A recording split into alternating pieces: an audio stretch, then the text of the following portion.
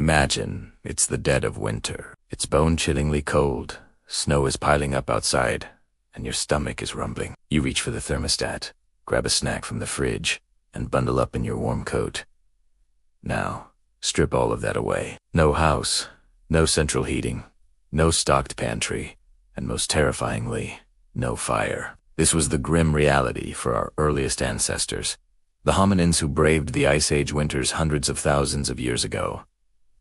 How on earth did they survive? Today, we're journeying back in time, long before the controlled use of fire became widespread, to a period around 800,000 years ago. We'll explore the incredible and frankly brutal strategies our ancient relatives used to endure winters that make our modern cold snaps look like a mild spring day. It's a story of desperation, ingenuity, and the raw will to live that is etched into our very DNA.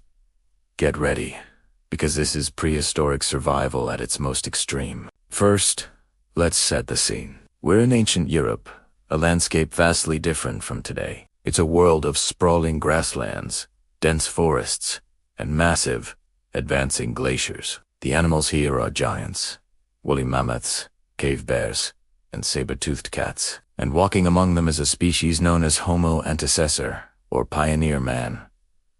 These early humans didn't have the sophisticated tools or the large brains of later Neanderthals or Homo sapiens. They were pioneers in a harsh, unforgiving land, and winter was their greatest enemy. Without fire, warmth was the first critical problem. How do you avoid freezing to death when temperatures plummet far below zero for months on end? The answer lies in location, location, location. Our ancestors were experts at reading the landscape. They sought out natural shelters, primarily caves and rock overhangs that offered protection from the biting wind and snow. These weren't cozy homes.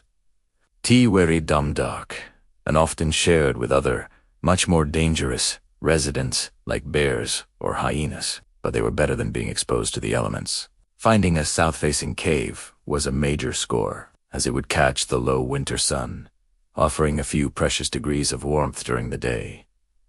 But a cave alone isn't enough. Insulation was key.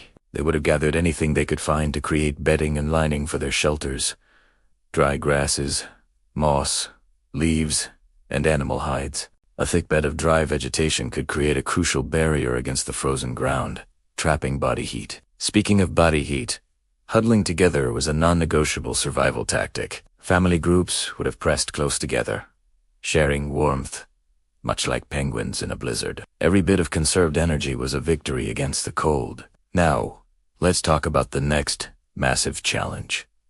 Food. In winter, the landscape that provided berries, roots, and plants in the summer becomes barren and frozen. The reliable food sources vanish. So, what do you eat when there's nothing to gather? You hunt? Or more accurately, you scavenge. Homo antecessor were not yet the apex predators their descendants would become. Hunting a massive, healthy mammoth with simple stone tools was incredibly risky, if not impossible. A much safer and more energy-efficient strategy was to follow the real predators. After a pack of wolves or a saber-toothed cat made a kill, our ancestors would wait for them to have their fill. Then, they'd move in, cautiously, to claim the leftovers.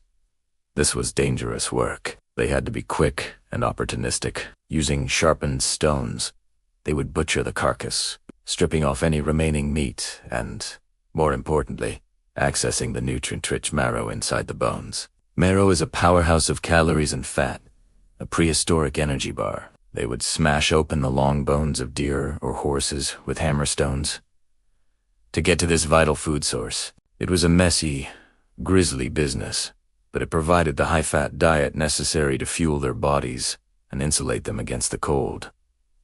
Every calorie counted, but what happens when even the scavenged carcasses run out? This is where survival gets truly grim. Evidence from archaeological sites, like Grandolina in Spain, reveals a darker side to their winter strategy.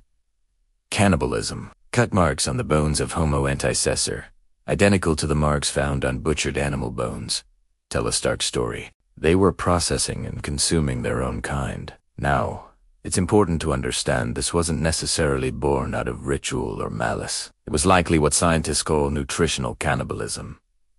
in a desperate, zero-sum situation where starvation is imminent. The taboo of eating another human is overridden by the biological imperative to survive. It might have been members of a rival group, or perhaps even members of their own group, who'd already succumbed to the cold or starvation. It's a sobering reminder of just how close to the edge they lived. The choice was simple and brutal: eat, or be eaten by the winter. Let's think about their physical adaptations as well. Over generations, these early humans would have evolved bodies suited to the cold, a stockier build with shorter limbs, similar to what we see later in Neanderthals.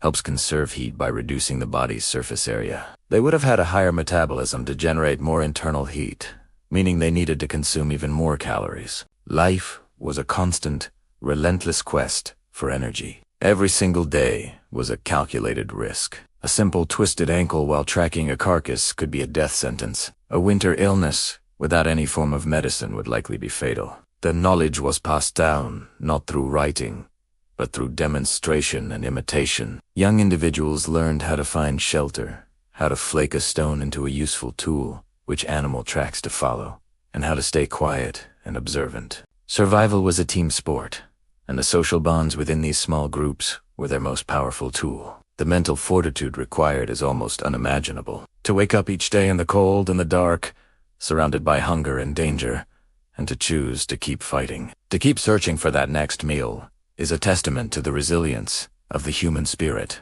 They didn't just survive, they persisted. They endured these brutal winters for thousands upon thousands of years, slowly learning, adapting, and paving the way for future generations. It was this very struggle that drove innovation. The intense pressure of winter survival was a powerful catalyst for change. It pushed our ancestors to develop better tools, to communicate more effectively, and to strengthen their social structures. And eventually, it would lead to one of the most important discoveries in human history: the mastery of fire. Once our ancestors learned to create and control fire, the entire game changed. Fire provided consistent warmth, a way to cook food to release more nutrients and kill pathogens, a defense against predators, and a central point for social gathering. The night was no longer a terrifying, unconquerably void. Winter was still hard, but it was no longer a near-certain death sentence. The mastery of fire unlocked new territories and new possibilities, allowing humans to thrive in environments that were previously unsurvivable. So, the next time you feel a winter chill, take a moment to think back to your ancient relatives. Think about their struggle in a world without fire. Their story isn't just a piece of ancient history. It's the foundation of our own. Their tenacity, their ingenuity in the face of impossible odds, is the legacy that flows through all of us. They survived the ice and darkness so that one day we could live in the light. Thank you so much for joining me on this journey back in time. If you found this story of prehistoric survival as fascinating as I do, please hit that like button and subscribe for more adventures into our incredible human past. Let me know in the comments what you think was the most impressive survival strategy. Stay curious, and we'll see you in the next video.